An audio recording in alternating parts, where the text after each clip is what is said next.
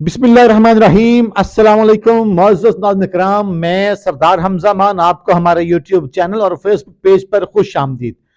नाज़रीन इकराम, मैं सबसे पहले उन 6 जजेस को मुबारकबाद देना चाहता हूँ। मैं इस्लामाबाद सुप्रीम कोर्ट के उन 6 जजेस को सलाम करना चाहता हूँ कि जिन्होंने इस इन ताकतवरों का, जिन्होंने बदमाशों का, जिन्होंने कातलों का, जिन्होंने डाकुओं का, जिन्होंने यजीदों का, जिन्होंने मैंडेट चोरों का प्रोग्राम वार दिया है। अब आप देखें, पिछले चंद घंटों से जब ये खत मंजर आम पर आया है, क्या क्या बेहुदा इल्जामात उन जजेस पर नहीं लगाए गए।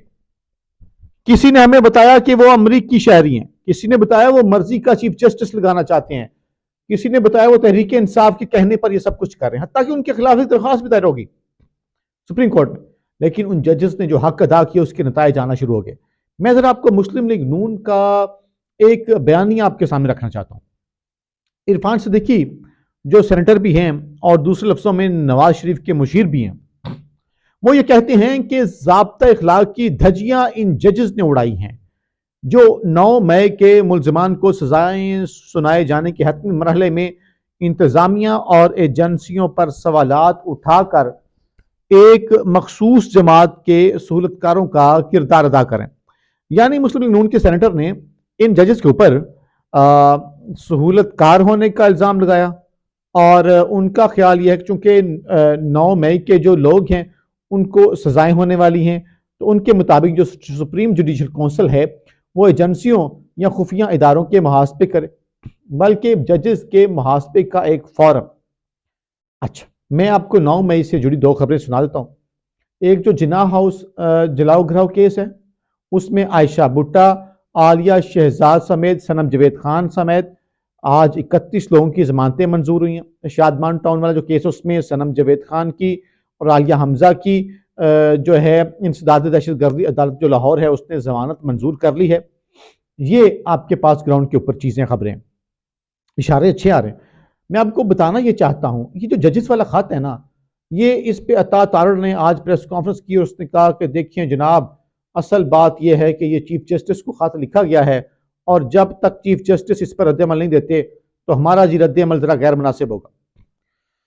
लेकिन इस्लामाबाद में दौड़े लग गई हैं, इस्लामाबाद में नींदें हराम हो गई हैं, इस्लामाबाद में फाड़ लो गई है।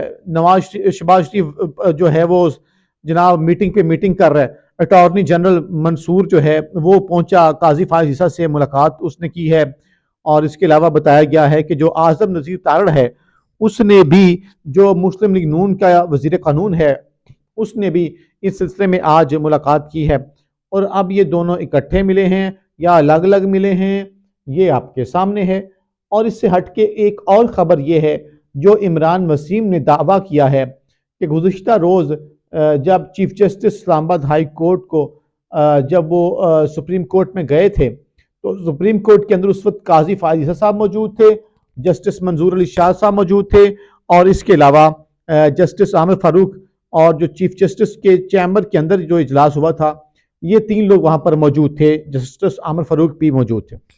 वो कि मरीम नवाज खान जो जियो की रिपोर्टर हैं, उनका दावा यह था कि उसके अंदर चीफ जस्टिस की आहलिया भी मौजूद थी।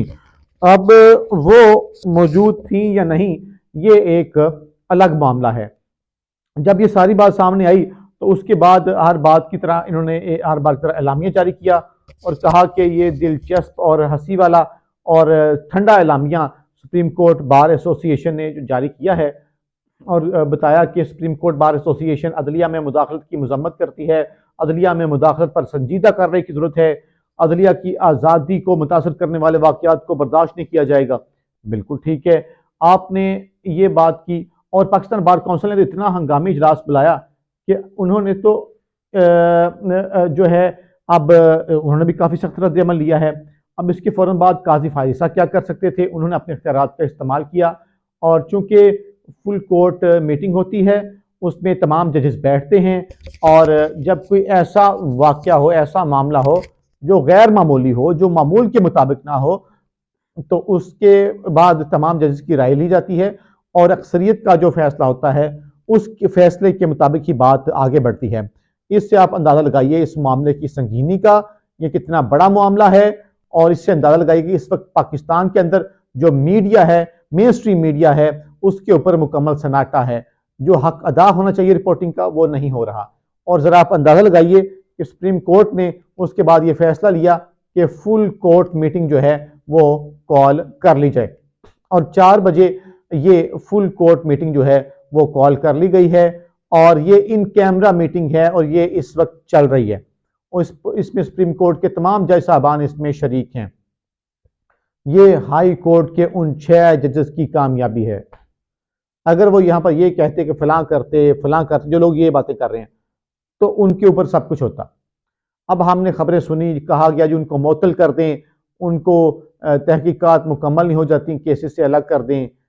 लेकिन आज ये उनकी पहली कामयाबी है कि सुप्रीम कोर्ट के तमाम जजेस को बिठाने पर मजबूर हो गए हैं चीफ जस्टिस काजी फाइज साहब। वरना कल मीटिंग तो हो गई थी मंसूर अली शाह साहब वाली और आमिर फारूक वाली, अब मामला तो हो सकता था, लेकिन ये कामयाबी किसकी? ये पाकिस्तान के लोगों की कामयाबी है, ये तहरीक इंसाफ की कामयाबी है। इसलिए यहाँ पे ट्विटर नहीं खुलता, इसलिए सोशल मीडिया बंद करना पड़ता है, क्योंकि टीवी पर तो सत्य कह रहे हैं, टीवी पर तो वही चल रहा है जो ताकतवर कह रही है, हुकूमत कह रही है।